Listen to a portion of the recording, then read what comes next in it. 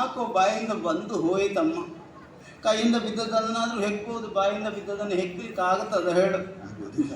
ಮನಸ್ಸಿಗೆ ಗಾಯವಾದರೆ ಕಣ್ಣೀರು ಬರೋದು, ದೇಹಕ್ಕೆ ಗಾಯವಾದರೆ ಅಲ್ವ ಕೆನ್ನೀರು ಬರೋದು. ನಿನ್ನ ಮನಸ್ಸಿಗೆ ನೋವಾಗಿದೆ, ನನ್ನನ್ನು ಕ್ಷಮಿಸಮ್ಮ. ಕೇಳಬಾರ್ದು ಸರ್. ಆದರೆ ಇಲ್ಲಿಂದ ಹೋಗುವುದು ಸರಿಯಲ್ಲಮ್ಮ. ನೀನು ಇಲ್ಲೇ ನಿಲ್ಲಬೇಕು ಅಂತ ಹೇಳೋದು ನಾನು. ಸ್ವಾಮಿ, ಅಗ್ರೇ ವಿಷಂ ಪರಿಣಾಮೇ ಅಮೃತಂ ಅಂತ ಒಂದು ಮಾತು ಉಂಟು ನೋಡು.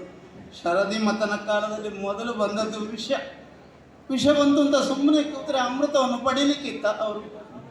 ನೀನು ಇಲ್ಲೇ ನಿಲ್ಲು. ಅವನ ಮನಸ್ಸನ್ನು ಬದಲಾಯಿಸಬಲ್ಲಂತಹ ಶಕ್ತಿ ನಿನಗಿದೆ. ಗಂಡ ಅಂತ ತಿಳಿದು ಒಂದು ತಿಂಗಳು ಸೇವೆ ಮಾಡು. ನನಗೆ ಹೊಡೆದಾನು ತುಳಿದಾನು, ಸಹಿಸಿಕೊ ಅದನ್ನು. ನಿನ್ನ ಭಕ್ತಿ ಶ್ರದ್ಧೆಯನ್ನು ಕಂಡು ಹೊಡೆಯುವುದನ್ನು ನಿಲ್ಲಿಸ್ತಾನೆ. ಮತ್ತೊಂದು ತಿಂಗಳು ನಿನಗೆ ಬೈತಾನವ. ಸಹಿಸಿಕೊ ಕರ್ತವ್ಯ ನಿನ್ನದದು. ಹೆಣ್ಣಾದವಳು ಭೂಮಿ ಹಾಗೆ ಕ್ಷಮಾಗುಣವುಳ್ಳವಳು. ಮತ್ತೊಂದು ತಿಂಗಳು ಕಳೆಯುವಾಗ ಬೈಯುವುದನ್ನು ನಿಲ್ಲಿಸ್ತಾನೆ, ನಿನ್ನನ್ನು ಸ್ವೀಕರಿಸ್ತಾನೆ. ನಮ್ಮ ಪ್ರಯತ್ನ ಮಾಡು, ಹೋಗೋದು ಬೇಡ. ಸ್ವಾಮಿ, ಓ, ಮಜ್ಜಿಗೆಯನ್ನು ಮತಿಸಿದರೆ ಬೆಣ್ಣೆ ಬರ್ತದೆ, ಬರಲಾರದು. ಮೊಸರನ್ನಲ್ಲೂ ಮತಿಸಬೇಕಾದ್ದು. ಹೌದು, ಮೊಸರನ್ನು ಮತಿಸುವ ಕಾಲ ಮೀರಿ ಹೋಗಿದೆ ಸ್ವಾಮಿ. ಸಾಲುವ ಮಜ್ಜಿಗೆ ಆಗಿದ್ದಾವೆ.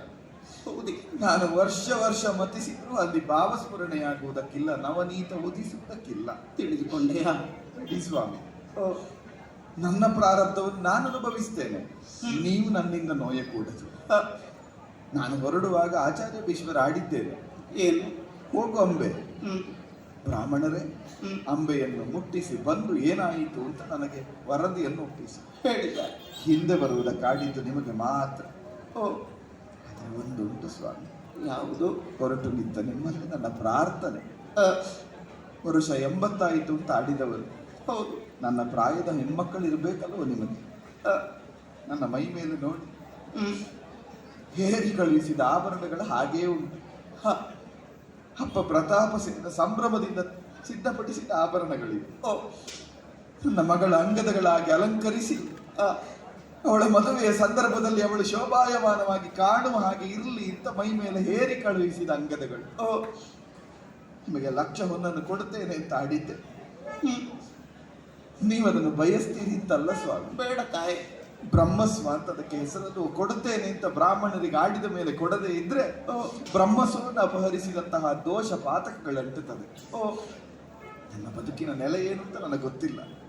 ಆದರೆ ನಿಮ್ಮ ಬ್ರಹ್ಮಸ್ವವನ್ನು ಅಪಹರಿಸಿದ ಪಾತಕವನ್ನು ಇರಿಸಿಕೊಂಡು ನಾ ಸತ್ಯನಾದರೂ ಮತ್ತೆ ಬದುಕಿನಲ್ಲಿ ಮುಕ್ತಿ ಹೊಂದುವುದಕ್ಕೆ ಸಾಧ್ಯ.